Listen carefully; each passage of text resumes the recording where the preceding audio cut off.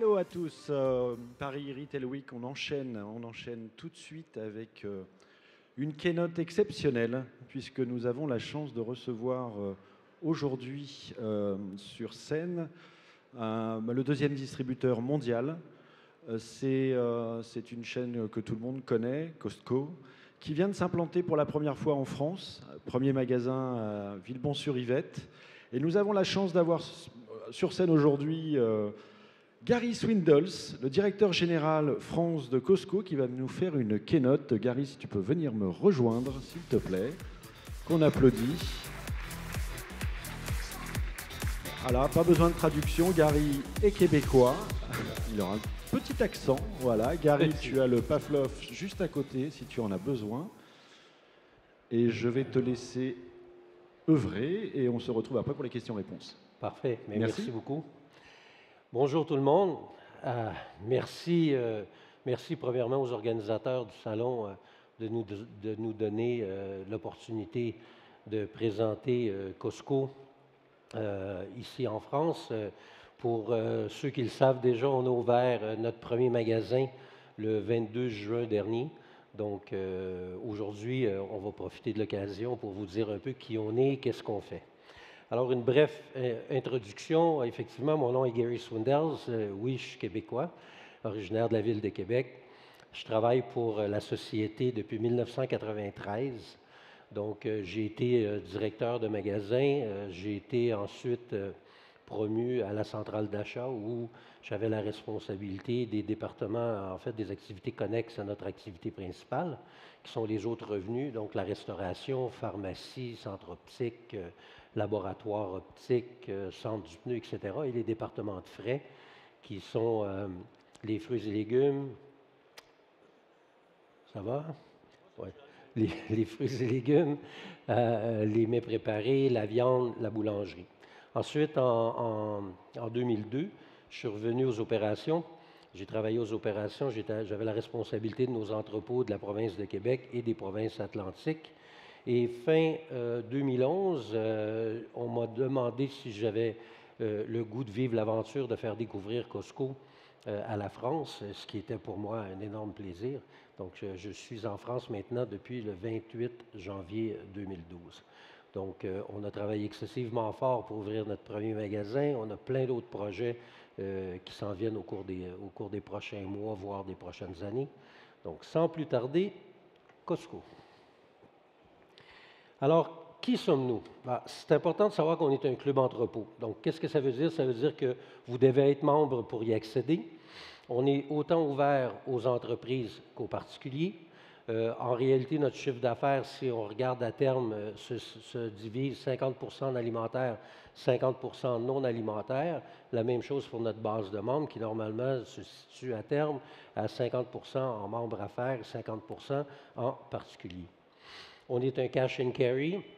Vous allez retrouver des services dans tous les départements de frais en arrière et vous allez retrouver dans le département d'électronique. Pour le reste, c'est un concept 100% cash and carry. On a une sélection très limitée de produits. Donc, vous devinez que sur 14 000 mètres carrés, on n'a que 3 800 références, dont 50 sont alimentaires environ et 50 non alimentaires. On a énormément de catégories de produits, mais très, très peu de références par catégorie. Costco, ce n'est pas une société qui dit qu'il vend les produits les moins chers. On est une société qui dit qu'il vend la meilleure qualité de produits au meilleur prix. Alors, on a une carte d'adhésion. Ce qui est important de savoir de la carte d'adhésion, c'est qu'en France, elle est 36 €. Mais la particularité de la carte d'adhésion, c'est qu'elle est 100% remboursable. Donc, peu importe l'utilisation que vous allez en faire ou le temps que vous allez l'avoir en votre possession, si on ne trouve pas la façon de vous plaire, vous pouvez en tout temps vous faire rembourser, et ce, le montant total de l'adhésion et non au prorata de l'utilisation. Donc, on travaille très fort à essayer de vous plaire parce que, vous savez, Costco, c'est probablement une des seules sociétés au monde qui demande aux consommateurs de l'évaluer à chaque année parce que vous devez ou non choisir de renouveler votre carte de membre. Donc, pour nous, on fait l'analyse de l'acceptation de notre concept par le fait qu'au Canada et aux États-Unis, la carte de membre se renouvelle à 91 % et à 88 % à l'échelle mondiale. Alors, notre histoire, le concept a débuté en 1976 sous la bannière Price Club. Price Club, pas relié au prix Price, mais Price ou M. Saul Price, qui était le fondateur. À cette époque-là, M. Sénégal, qui est le fondateur de Costco, était en charge de tout le merchandising pour la société. Et le mandat de la société était de desservir que les petites et moyennes entreprises. Alors, la clé de la société, c'était, les clés, je devrais dire, pardon, c'était les produits de qualité, les bas prix, le contrôle des dépenses et le volume de vente. Donc, tout, à ce moment-là, était encore basé sur le volume de vente. En 1983, on pouvait compter 8 clubs entrepôts, un chiffre d'affaires de 500 millions de dollars américains, et Price Club est introduit à ce moment-là à la bourse. Alors, le 15 septembre 1983 ouvre le premier club entrepôt Costco à Seattle. Donc, le premier magasin était au centre-ville et le central d'achat était à Kirkland. Et vous allez voir plus tard l'importance du mot Kirkland parce que c'est le nom de la MDD de Costco. M. Sénégal et M. Brotman, qui ont choisi d'ouvrir Costco en 1983, étaient des amis de la famille Price. Donc, à ce moment-là, on choisit de ne pas être en confrontation directe, donc on sépare un peu les États au niveau des États-Unis et le Canada en Est-Ouest, où Price Club prend l'Est et Costco prend l'Ouest. En 1993, ce qui devait arriver arriva, donc les deux sociétés se sont développées d'une façon où on allait en arriver à une confrontation directe. Donc, on a décidé de se fusionner et on est devenu Price Costco. Ça a duré d'une très courte durée, d'1 an environ, où la famille Price a choisi de continuer leur investissement au niveau du foncier à l'échelle mondiale. Et M. Sénégal, M. Brotman ont décidé de reprendre les règnes du club entrepôt et on est redevenu, et on est depuis ce temps, Costco Wholesale. Alors, comme vous pouvez voir, le concept à l'époque était très, très rustique. On parle de contrôle de référence, je trouve qu'on en avait plusieurs à ce moment-là. La présentation très simple pour le consommateur. Des caméras, en fait, comptoirs peut-être un peu trop chargés. Les téléviseurs, pour la plupart des gens dans la salle, vous n'avez probablement jamais vu de téléviseur qui ressemble à ceux-là. Les fruits et légumes, comme vous pouvez voir, notre chef merchandising, tout le monde a toujours rêvé de faire l'achat de fruits et légumes à côté de votre sélection de pneus. La viande, qui est encore aujourd'hui des produits forts, un département fort de Costco, avec le saumon qui, même à cette époque-là, représentait une des meilleures références. Aujourd'hui, par magasin, on vend environ entre 50 et 75 000 euros de saumon par semaine. Par contre, même à l'époque, on jouissait quand même d'une popularité où les magasins étaient très achalandés. Alors aujourd'hui, c'est une photo qui vous fait découvrir le concept de Costco ici en France, qui est à Villebon-sur-Yvette. Ce qui est important de savoir pour ceux qui voyagent beaucoup, c'est que partout à travers le monde, partout où Costco est installé, le concept a une image très, très similaire. Alors, qui sommes-nous? On est le deuxième détaillant en importance aux États-Unis, le deuxième détaillant en importance aussi au niveau mondial. On a bouclé l'année financière 2016 à 116 milliards de dollars américains. Le bénéfice net est de 2,35 milliards de dollars américains. Statistique intéressante, vous verrez un petit peu plus tard pourquoi. Une capitalisation boursière de 71 milliards qui fait en sorte que Costco finance à 100% chacun de ses projets. On a plus de 2,6 millions de transactions par jour et un panier moyen de 137 $. Alors, le chiffre d'affaires, si on regarde la progression de 2010 à 76 000 $ américains pour en arriver à l'année financière 2016 à 116 milliards. Le e-commerce, qu'est-ce que représente le e-commerce chez Costco? Présentement, nous sommes dans 6 pays, les États-Unis, le Canada, le Royaume-Uni, le Mexique, le Taïwan, la Corée. Pour ceux qui regardent l'actualité, vous avez vu probablement qu'il y a 3 ans, on s'est associé avec Alibaba pour certains produits. On est en train de travailler, au moment où on se parle, notre plateforme pour l'Australie. Et éventuellement, dans quelques mois, voire quelques années, nous développerons le même concept pour l'Espagne et la France. Alors, ce qui est important de savoir, 741 clubs entrepôts dans le monde. Alors, 514 aux États-Unis, 97 au Canada, 37 au Mexique, 28 au Royaume-Uni, 26 au Japon, 13 en Corée, 13 à Taïwan, 9 en Australie. On a ouvert notre 9e la semaine dernière. On a aussi ouvert le 26e au Japon la semaine dernière. L'Espagne, qui est le pays avant la France qu'on a développé le dernier.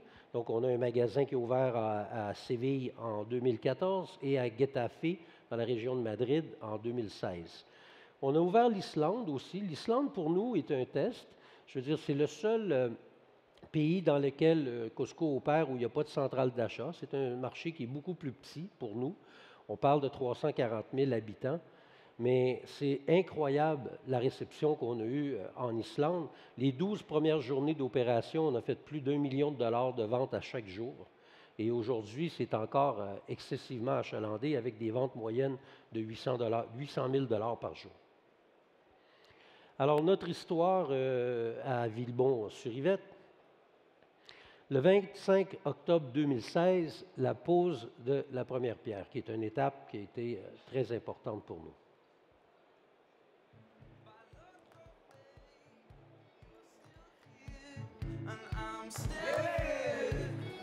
C'est un super événement. On est plus que content. Ça se concrétise, c'est vraiment génial. On a une équipe, on voit les gens qui construisent, c'est la première pierre, c'est vraiment fantastique. Et je pense que ça va être un super concept en France. On est vraiment produit, on est vraiment qualité et c'est ce qu'on va rechercher.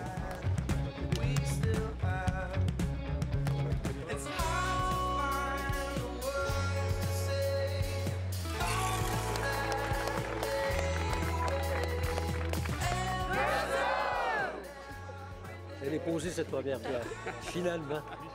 Mais on est très contents. Et là, ben, la prochaine étape, l'ouverture du magasin. C'est vraiment le concret aujourd'hui pour vraiment faire connaître aussi qui est Costco. Et c'est ça, en fait, c'est tellement une belle aventure pour tout le monde. Les salariés, Gary, vraiment tous les gens qui vont nous appuyer, la construction. Donc, c'est vraiment, je crois, la journée du départ. Et puis, c'est vraiment, c'est fantastique. Les Français, je crois qu'ils vont être très, très chauds à l'idée du fait que c'est un concept nouveau, du fait qu'on a un service aux membres qui est très différent de ce qui existe. On a une politique de garantie, de retour aux produits qui est un peu révolutionnaire dans le marché. Le fait aussi qu'on a un parcours client hyper très, très court, très, très sélectif. Donc, je crois que ça va un peu changer les habitudes du marché qu'on connaît en France. Donc, on a très hâte de pouvoir faire découvrir notre concept aux Français. Pour nous, c'est vraiment important. C'est beaucoup d'années de travail. C'est quelque chose qu'on attendait depuis très longtemps. Mais en même temps, c'est que le début. Voilà, on a déjà beaucoup d'équipes qui sont arrivées, mais d'autres sont à venir. Et aujourd'hui, de voir toutes les personnes qui nous ont supportés à travers ce projet, c'est quand même un événement extraordinaire pour nous. Donc, c'est pour ça que je dis que c'est quand même un début d'une belle aventure.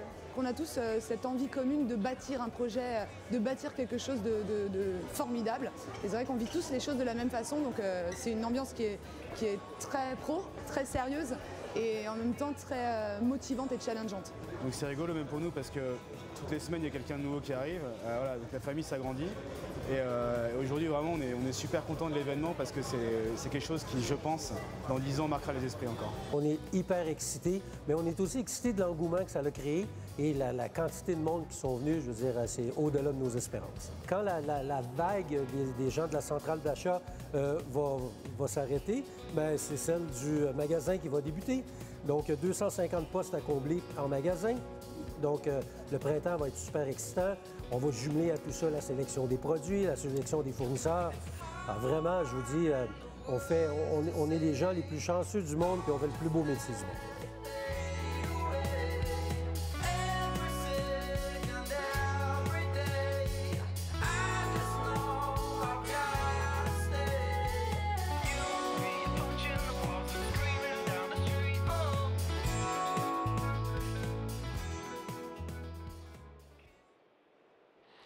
Alors, pour nous, la journée de la première pierre, on nous avait dit une vingtaine de personnes. Il y a eu 176 personnes, ce qui est au-delà de nos espérances. Alors, le Costco à Villebon-sur-Yvette, c'est 13 750 mètres carrés de bâtiment. À l'étage, vous avez 2600 mètres carrés, qui est la centrale d'achat, le siège de Costco France. Et vous avez en tout 900 places de parking, donc 450 à l'étage et 450 en sous-sol. Alors, vous faire découvrir un peu l'intérieur du magasin.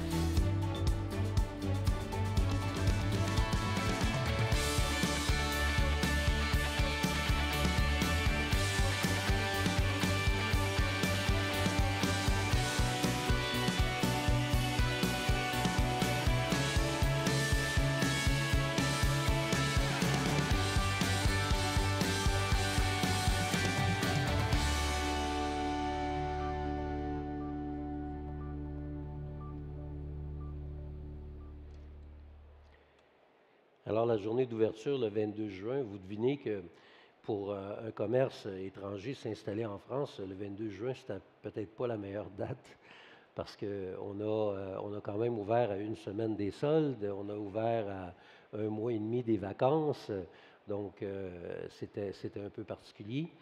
À l'ouverture du magasin, on avait espéré avoir 30 000 membres la journée d'ouverture et on avait 10 000 membres en fait. On avait sous-estimé le fait que les gens en France veulent voir avant d'acheter. Mais la raison pourquoi je vous ai parlé de la période dans laquelle on a ouvert, c'est qu'aujourd'hui, 2 mois et demi plus tard, 12 semaines plus tard, on est maintenant à 42 000 membres. Donc, même pendant la période d'été, ça a été excessivement bien pour nous au niveau membership. Et quand vous vous procurez un membership, vous avez le droit d'avoir une carte conjointe, une carte de quelqu'un qui habite sous le même toit. Donc, présentement, les nouveaux porteurs de cartes en France, on est à 67 000 membres. Donc, c'est très intéressant pour nous. Alors, notre code d'éthique, partout où on s'installe, on s'occupe d'avoir nos conseils afin de s'assurer de respecter toutes les lois. On respecte nos membres. Vous devinez que quelqu'un qui achète une carte de membre avec tout ce qui existe dans le marché veut avoir un service plus particulier, veut avoir des économies qui sont substantielles, mais veut aussi découvrir des produits inédits, des produits qu'ils ne retrouveront pas ailleurs. Donc, pour nous, respecter nos membres, c'est hyper important, c'est notre raison de vivre de toute façon. Bien traiter nos salariés. Nos salariés sont nos plus grands ambassadeurs. C'est eux qui font découvrir la marque, c'est eux qui prennent soin de nos membres et ils sont une grande part du taux de renouvellement de notre carte de membre. Respecter nos fournisseurs. Costco est une société qui travaille à bâtir des relations de long terme avec les fournisseurs.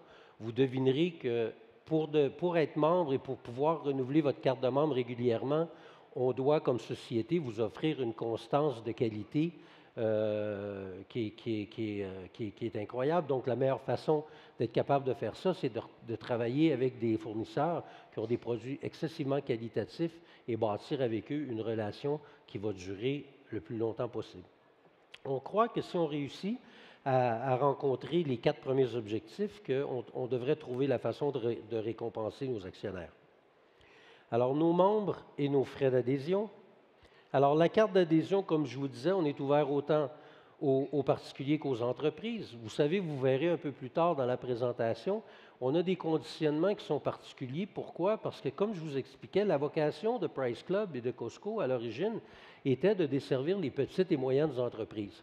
Au fil des années, les particuliers ont demandé d'avoir accès au club entrepôt de façon à pouvoir bénéficier des économies de volume. Donc ce que ça a fait, c'est que nous, on n'a pas changé qui on était et notre mandat de desservir les petites et moyennes entreprises, mais on a inclus à tout ça des produits particuliers. Donc, on est très conscient que ce n'est pas 100% de nos produits qui fonctionnent pour 100% de nos membres, parce que dans certains cas, les conditionnements sont trop gros, mais on est certain que pour 100% de nos membres, il y a énormément de produits qui vont leur plaire. On travaille beaucoup avec les petites et moyennes entreprises. Vous savez, quand on s'installe, on a beaucoup de conversations avec les élus concernant les commerces de centre-ville. Mais pour nous, les commerces de centre-ville, dans beaucoup d'occasions, c'est nos clients. C'est des membres chez nous. On est une source d'approvisionnement supplémentaire pour eux afin d'augmenter leurs bénéfices. Alors, nos produits, la carte d'adhésion, tout est garanti à 100%. Qu'est-ce que ça veut dire? C'est que chez Costco, si vous achetez un grille-pain, ça fait 4 mois que vous avez votre grille-pain, vous n'êtes pas satisfait, vous me le rapportez, puis je vous rembourse. Alors, nos membres, on a 89 millions de membres présentement au total.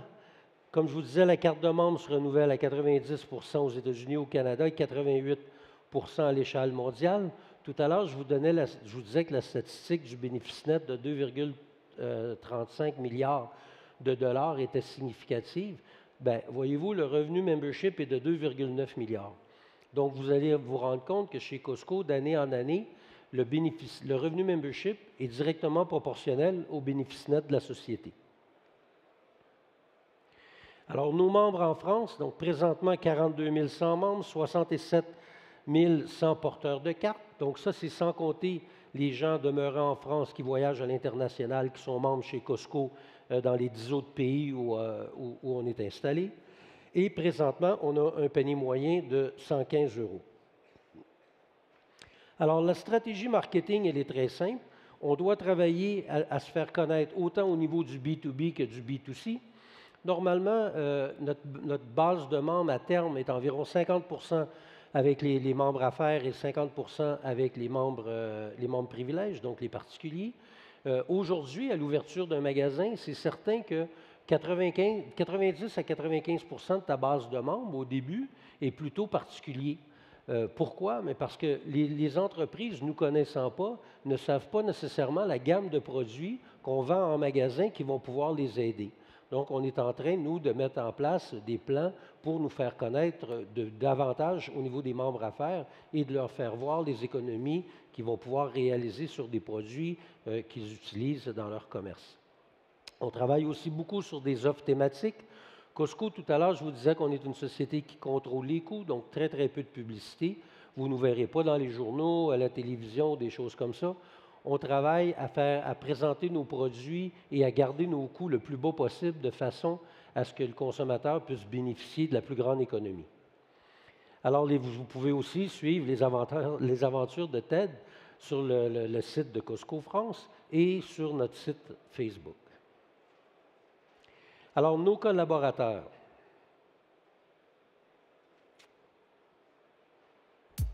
Ce soir, on célèbre la joie d'accueillir Costco. On célèbre effectivement la joie d'avoir des équipes qui sont des équipes magnifiques. Comme comme on dit, on traite bien nos salariés. On croit que la famille fait partie de l'aventure avec nous. Donc, on gère un peu à la familiale. Donc, c'est important qu'ils soient ici ce soir et qu'ils supportent leur conjoint à leur travail. Je pense que c'est les prix qui font que le membre revient, que le membre renouvelle sa carte de membre. Mais je peux vous dire que c'est beaucoup plus que juste les prix. C'est l'expérience de shopping au total. Et la plus belle expérience de shopping que vous pouvez avoir, c'est donnée par les salariés d'un établissement. On dit Costco, c'est une grande famille.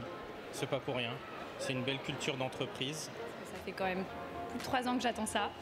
Donc je suis vraiment contente d'enfin voir mes produits sur le sol et d'enfin voir les gens s'extasier autant que moi. Avec mes parents pour leur faire découvrir et pour qu'ils puissent faire découvrir aussi aux autres. On voit que les gens sont heureux, on entend des commentaires, oh c'est super, vous avez fait ci, vous avez fait ça. Les gens sont un peu émerveillés.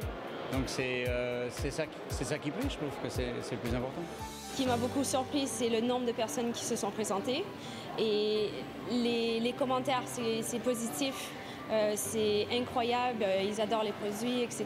Et puis là, je suis tellement contente que les gens, enfin, puissent comprendre c'est quoi un Costco. Je suis contente parce que les membres adhèrent beaucoup à nos produits. Ils ont la chance de pouvoir les tester sur les petits stands de dégustation. Et puis après, ils prennent 2, 3, 4, 5, 6 boîtes. Et je suis vraiment très impressionnée. Les gens ont l'occasion de voir ce que je raconte depuis 5 ans. Puis on les voit dans les rayons, on les voit les gens regarder les différents produits. En 24 ans chez Costco, j'ai vécu quand même plusieurs ouvertures, des rénovations, des choses, mais je vous avoue que d'ouvrir le premier Costco en France est vraiment un événement excessivement spécial pour moi. Alors, au niveau de nos collaborateurs, c'est 222 000 collaborateurs à travers le monde, 64 aux États-Unis, 36 à l'international. Le pourcentage va se balancer un peu au cours des prochaines années. Le marché américain, le marché canadien est quand même, devient de plus en plus saturé et Costco a quand même un bon plan économique de développement au niveau de l'international. Où on est excessivement fiers, on est reconnu partout à travers le monde pour avoir une excellente politique sociale. Chez nous, on dit toujours qu'on n'offre pas un emploi, on offre une carrière. Et on est très fiers de dire que dans le commerce de détail, normalement, le turnover de personnel va se situer plutôt entre 35 et 45 %. Chez nous, le turnover de personnel est à 6 %. On a à Villebon-sur-Yvette présentement 62 % de nos salariés qui sont à temps plein et 38 % qui sont à temps partiel. Nos collaborateurs, donc nous, on travaille très fort à favoriser la promotion à l'interne. On croit vraiment de former et développer nos gens pour accéder aux postes de gestion au cours des prochaines années. Donc, on devrait déposer le 2e projet au cours de la prochaine année. On travaille déjà à former et à développer nos salariés à l'intérieur du magasin de Villebon-sur-Yvette pour pouvoir accéder aux postes de gestion du prochain magasin.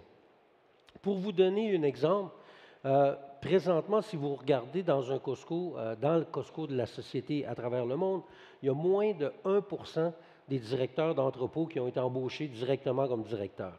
3 % ont été embauchés comme directeurs en formation, 7 % en directeurs adjoints, 13 % en manager de rayon et 76 % comme salariés.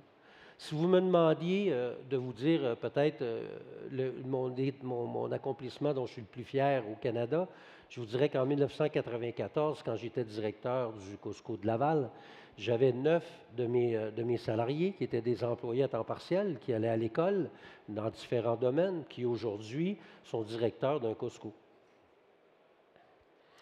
Alors, M. Brotman a toujours dit that if you hire good people, you give them good jobs, good things will happen. Donc, si vous engagez des bonnes personnes et vous leur donnez un bon emploi, il y a des bonnes choses qui vont arriver pour la société. Alors, notre évolution, juste pour vous donner un petit peu une image de où on est, mais aussi un petit peu les différents modèles de Costco à travers le monde. Donc, Columbus en Ohio. Vous avez à Ottawa, où moi je demeurais, à Barrhaven, à Seattle, à Washington.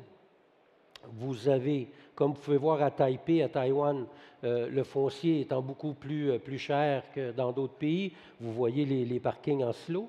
L'autre chose aussi, c'est qu'à Taïwan et en Corée, on n'a aucun de nos magasins qui fait moins de 200 millions de dollars américains. Séoul, en Corée. Donc, pour vous donner un exemple de la Corée, on a un magasin qui est le plus gros de la chaîne, qui est à Yongjae, à Séoul, qui est un magasin qui fait 540 millions de dollars américains, dont 1,4 million de dollars à chaque jour. Donc, je peux vous dire que c'est très, très occupé. Le Mexique et Reykjavik, qui est notre dernière, si on veut, notre première ouverture dans un petit marché, qui est vraiment un réel succès pour nous.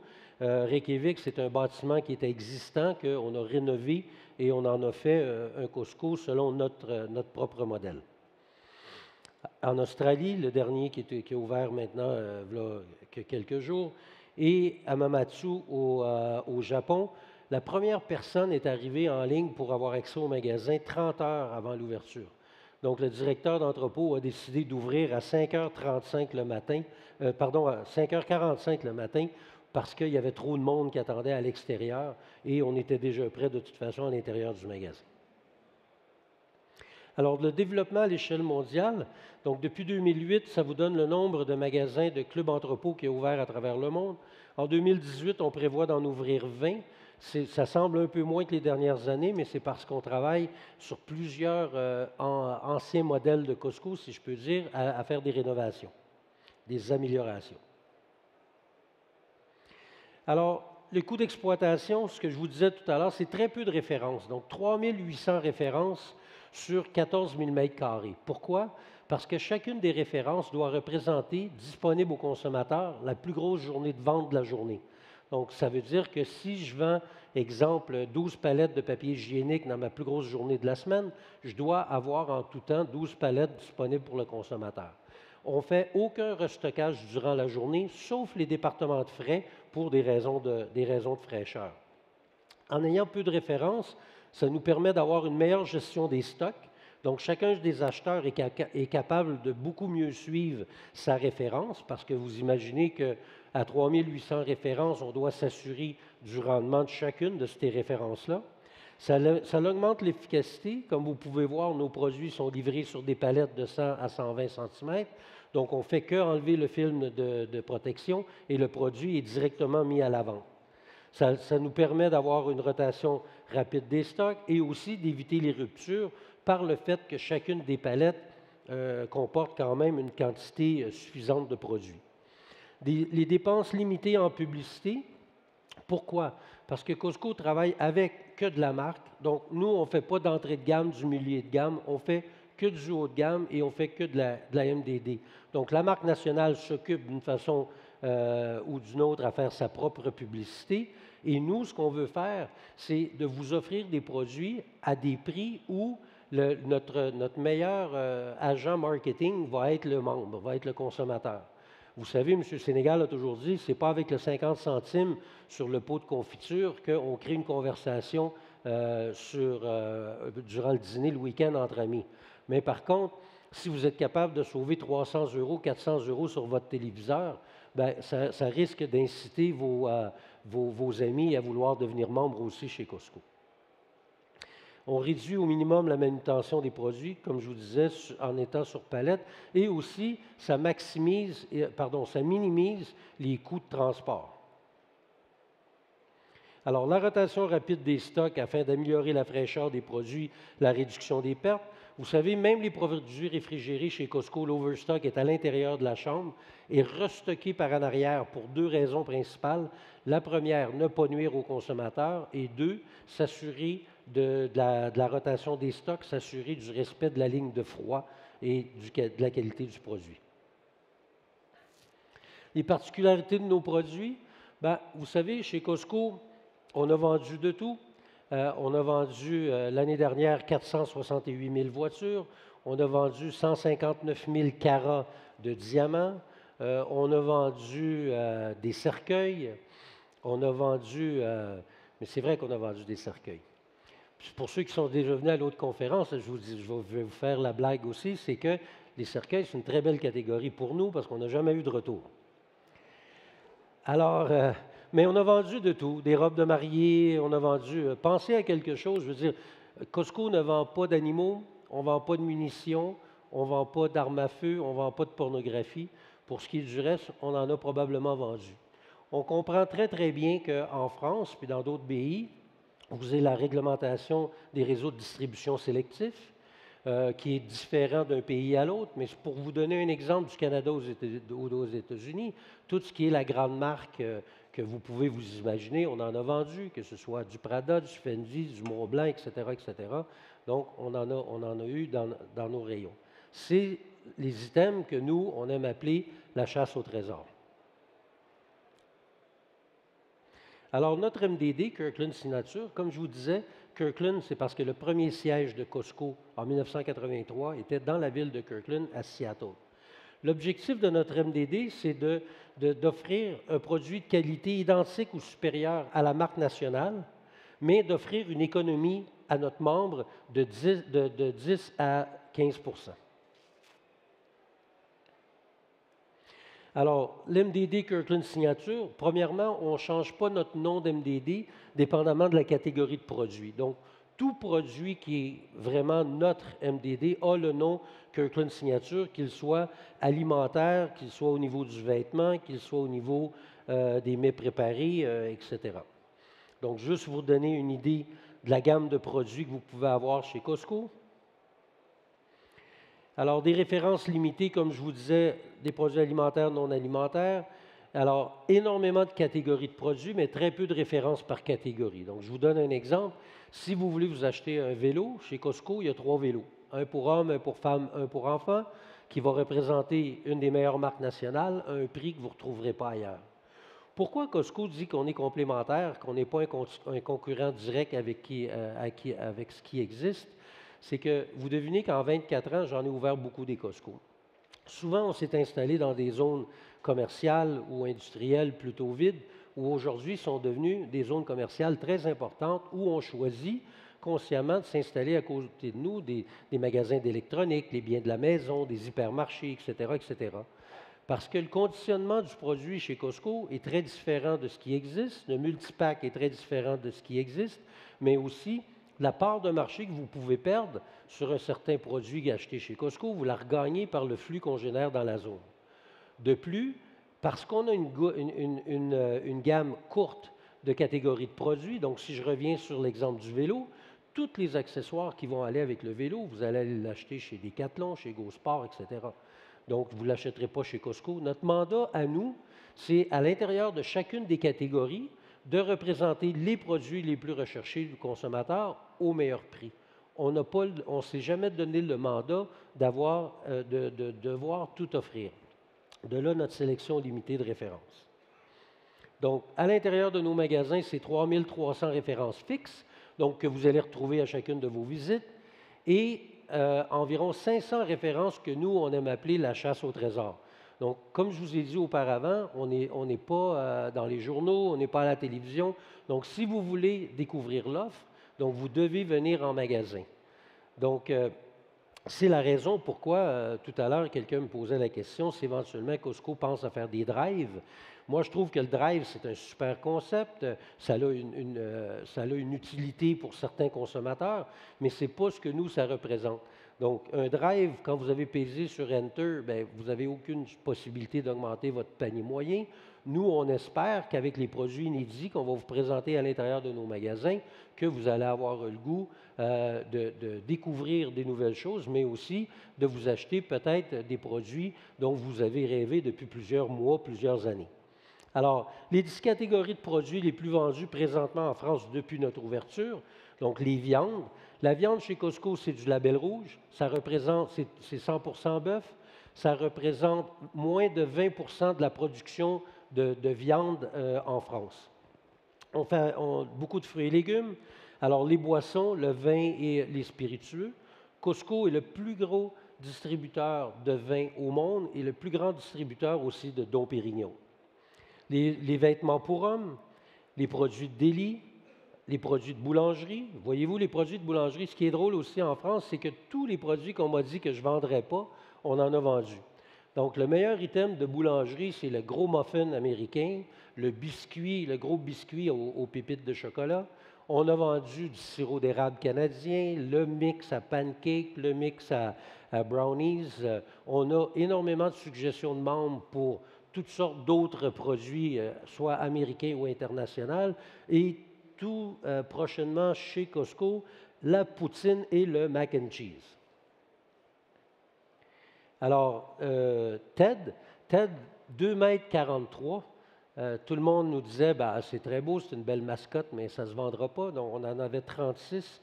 Après 3 jours, on les a tous vendus. On a un modèle qui est plus court aujourd'hui, qui est sur 76 cm, qu'on a de la misère à garder en stock, qui se vend 32,99 €. Et on a... pardon? 1,34 m. Bon, voyez-vous, il a grandi depuis hier. Alors, 1,34 m à 32,99 € et on en vend plus de 5 000 € par semaine. Alors, les roadshows, qui font partie aussi de la chasse au trésor. Donc, comme vous pouvez voir, Casata c'est une société britannique. C'est des chaises à massage qui offraient 55 % d'économie sur le prix du marché. Vous avez Vitamix, qui est un robot culinaire à rotation ultra rapide où vous êtes capable de faire autant du froid et du chaud. On en a vendu plus de 50 unités le premier week-end. On travaille beaucoup à faire des démonstrations. Donc, les fournisseurs travaillent avec une société qui s'appelle CDS, qui font faire des dégustations des produits en magasin. Si vous regardez des publicités américaines ou des talk-shows américains, souvent, ils font des blagues où les gens ils vont souper chez Costco au lieu d'aller dans des restaurants.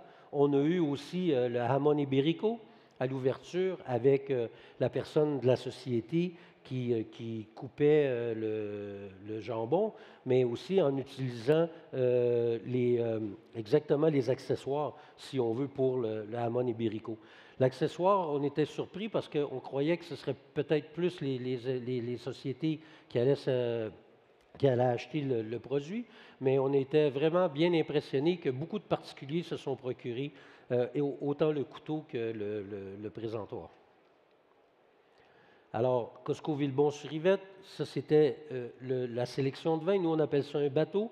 Depuis l'ouverture, on a rajouté un deuxième bateau et d'ici la fin de la semaine, on a choisi une incroyable sélection de vins pour participer pour la première fois à la foire au vin. Alors, des produits, comme je vous disais, qui font partie de la chasse au trésor, qui ont fait partie aussi des roadshows à l'ouverture du magasin, des produits de jardin. Les gens, au début, je vous avoue que quand on a rentré les inventaires, on était un peu inquiets parce que les Américains pensent beaucoup que bigger is better. Donc, on pensait que les meubles de jardin seraient trop gros, mais en fin de compte, on a tout vendu. On a ouvert, comme je vous disais, le 22 juin. Donc, pour nous, ce n'était pas le meilleur temps non plus dans la saison au niveau de l'approvisionnement. Mais on a été agréablement surpris de voir que les meubles de jardin ont vendu vraiment beaucoup plus rapidement qu'on aurait pensé. Alors maintenant, présentement, vous pouvez voir, on vient de rentrer les jouets. On a des décorations de Noël qui sont en magasin et des produits d'Halloween. Les bijoux. Donc, vous avez peut-être vu dans les différents journaux, on a un collier qui se vend 299 000 €. On a une bague qui se vend 85 000 €. Les gens pensent que c'est des produits qui sont présentés en magasin seulement pour créer une image, mais on a vendu 159 000 carats de diamants l'année dernière. On a vendu, l'item le plus imposant, c'est vendu à Los Angeles, où on a vendu une bague à 599 000 $ américains. À date, on a vendu une bague à 12 000 € à Villebon-sur-Yvette. On a des sacs à main, donc nous on appelle ça des événements. C'était pour l'ouverture, donc vous aviez à peu près tout ce qui est grand marque européenne. Les gens m'ont demandé qu'est-ce qui te fait penser, Gary, que Costco pourrait fonctionner en France, mais en réalité, il y a 2 facteurs importants. La France, c'est le pays de la gastronomie, mais c'est aussi le pays de la naissance de la plupart des marques de luxe. Donc, avoir l'opportunité de desservir la population avec ce genre de produits-là à des prix beaucoup plus bas que ce que vous êtes capable de faire dans le marché, bien, nous, on croyait que l'équation était bonne. Alors, vous voyez, même à travers le monde, j'en ai pas vu sur la scène dernièrement, mais c'est des produits qui se sont excessivement bien vendus un peu partout, qui étaient je vous avoue que je n'ai pas eu le culot de le rentrer le 22 juin. Peut-être au printemps prochain, par contre. Alors, d'autres produits, le Lush Swarovski, qui a été présenté, et une bouteille Monte Carlo de vodka en Swarovski en cristal. Et le four à pizza, qui était présent à l'ouverture au Japon, où on en avait rentré 4 fours à pizza, et la journée d'ouverture, ils en ont vendu 3. Puis c'est un item, si je me souviens bien, qui se vendait environ 5 000 américains. On a vendu des pianos à queue, pianos Steinway, dans des roadshows. On en a vendu un peu partout. On a vendu des scaphandres. C'est pour ça que je vous disais, il ne faut jamais être surpris de la catégorie de produits que vous pourriez trouver en magasin. Alors, notre focus, la formation et le développement de nos salariés, la meilleure qualité de produits au meilleur prix, assurer que les membres, parce que voyez-vous, aujourd'hui, le recrutement, on est excessivement fiers d'où on est rendu, mais le boulot est tout devant nous parce qu'on veut que ces gens-là renouvellent et on veut que les personnes qui n'ont pas encore acheté leur carte de membre puissent le faire et nous découvrir au cours des prochains jours, voire des prochaines semaines. Alors, des disponibilités de produits en tout temps. Nous, on croit que si vous êtes membre chez nous, ce n'est pas l'heure de la journée qui devrait être révélateur à savoir si oui ou non vous devriez avoir accès aux produits. On essaie, malgré le fait que vous ne voyez pas beaucoup de fixtures en acajou ou des choses comme ça en magasin, on veut garder le club entrepôt très propre, très sécurisé et très accueillant. On veut continuer à innover, on veut continuer à présenter des produits inédits à nos consommateurs, on veut continuer à ce que ces gens-là veulent renouveler d'année en année. Et pour ça, on doit être à l'écoute du consommateur, on doit offrir un meilleur service à ces gens-là, mais aussi des produits de qualité. On veut aussi, puis ça pour nous, c'est vraiment important dans tous les pays où on s'installe. Je crois qu'une des raisons pourquoi Costco a toujours réussi où on s'est installé, c'est qu'on a ouvert des centrales d'achat et on a bâti avec les gens des partenariats à long terme avec nos fournisseurs. Alors, merci beaucoup. Merci Gary, on peut l'applaudir. Merci de nous avoir présenté Costco et de cette très intéressante présentation. On va passer aux questions-réponses et moi j'ai peut-être une petite question à te poser avant, histoire de venir te titiller. Tiens, une petite bouteille d'eau. Ouais. Vous avez ouvert le premier magasin donc en juin, dans l'Essonne, et il se trouve qu'en juin 1963, plus de 50 ans, le premier hypermarché français, Carrefour, ouvrait dans l'Essonne. C'est une coïncidence? À Sainte-Geneviève-des-Bois. C'est ça. C'est une coïncidence ou vous cherchez un petit peu? C'est une coïncidence. Personnellement, si on avait été capable d'ouvrir 2-3 ans avant, j'aurais été très heureux. Donc, mais effectivement, je ne l'avais pas vu comme ça. C'est un bon point. Je vais m'en souvenir. On va passer aux questions de la salle. Vous avez sans doute beaucoup de questions à poser à Gary. Vous levez le bras. On va vous apporter un micro. Monsieur? Bonjour. Bonjour. Vous ne faites pas de publicité pour faire des économies, ça je comprends bien. Mais vous ne comptez pas vous implanter dans le e-commerce? Pardon? Dans le e-commerce. Le e-commerce? Vous n'avez pas de site Internet ou... Présentement, on a un site Internet, mais pas un site Internet pour faire des transactions commerciales. Donc, on a le site pour les informations sur la société, si vous voulez vous abonner, etc. Présentement, la stratégie de Costco dans tous les pays où on s'installe, c'est vraiment de développer notre activité principale, de s'assurer que du bon fonctionnement, que ce soit au niveau de la sélection de produits, au niveau des conditionnements, au niveau de la formation de nos salariés, au niveau de nos relations et notre développement avec nos fournisseurs. Donc, la journée où on se sent confortable que ce volet-là de notre business est bien démarré, là, à ce moment-là, on va penser effectivement à rentrer le e-commerce. Merci. D'autres questions, madame? J'ai raté le début, donc peut-être que vous l'avez déjà dit, mais pourquoi avoir choisi la France? Quel est le prochain magasin? Le lieu du prochain magasin? Donc la première question, c'était pourquoi avoir choisi la France? Deuxième question, c'est quel est le lieu du prochain magasin? Et troisième question, c'est quelle est la stratégie de développement en Europe? Oui, d'accord. Alors, pourquoi avoir choisi la France? Bien, Premièrement, c'est beaucoup une question d'opportunité, mais beaucoup de personnes ne sont pas au courant, mais Costco a quand même historiquement un peu d'histoire avec la France.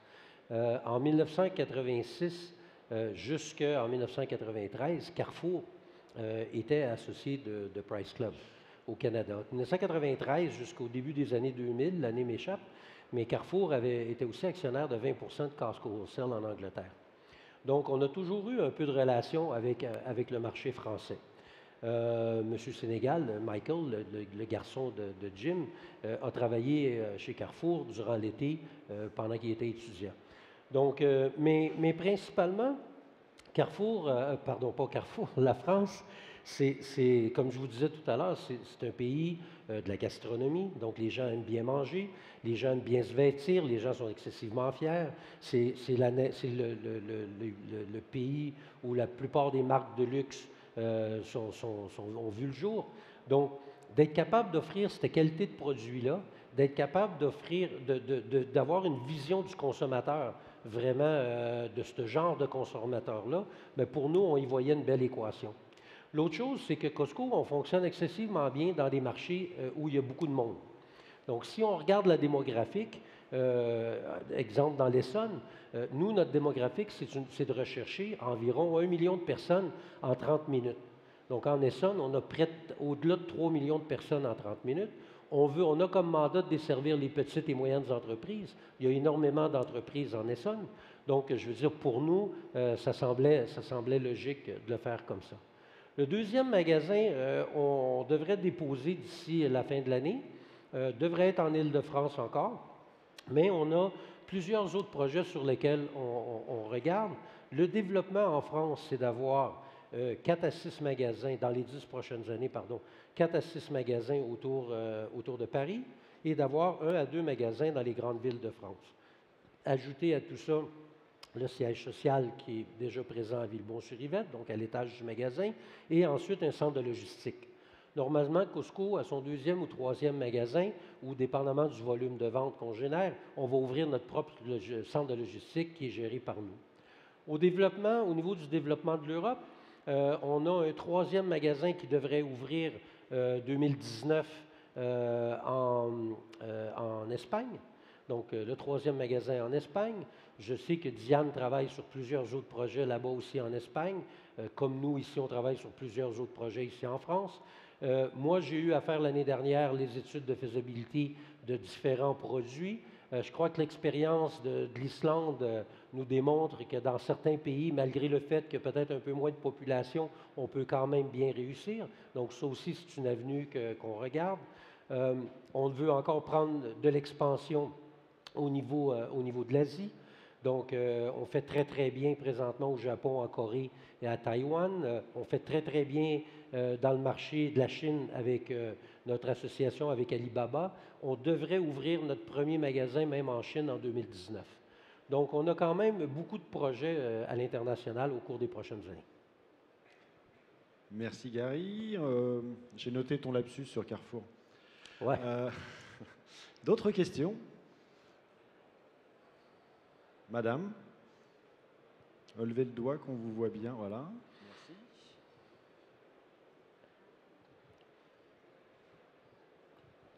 Bonjour. Bonjour. Vous avez une carte membre. Qu'est-ce qu'elle offre en fait à vos clients, cette carte? Et est-ce que vous avez prévu de communiquer à vos clients via cette carte? La carte de membre, qu'est-ce qu'elle offre aux porteurs de carte?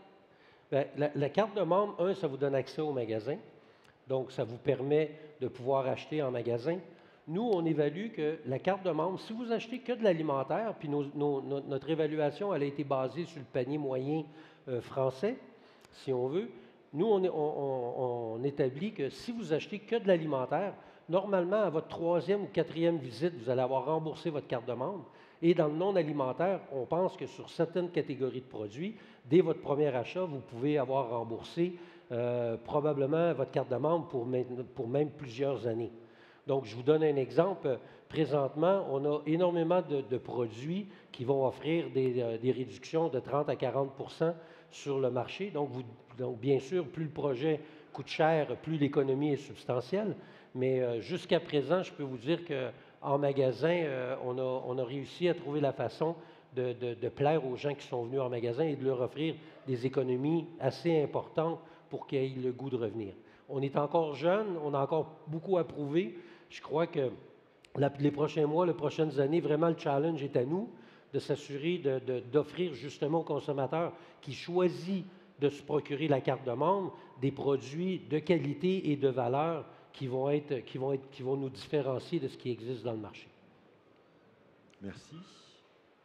Une question encore dans le public? Monsieur?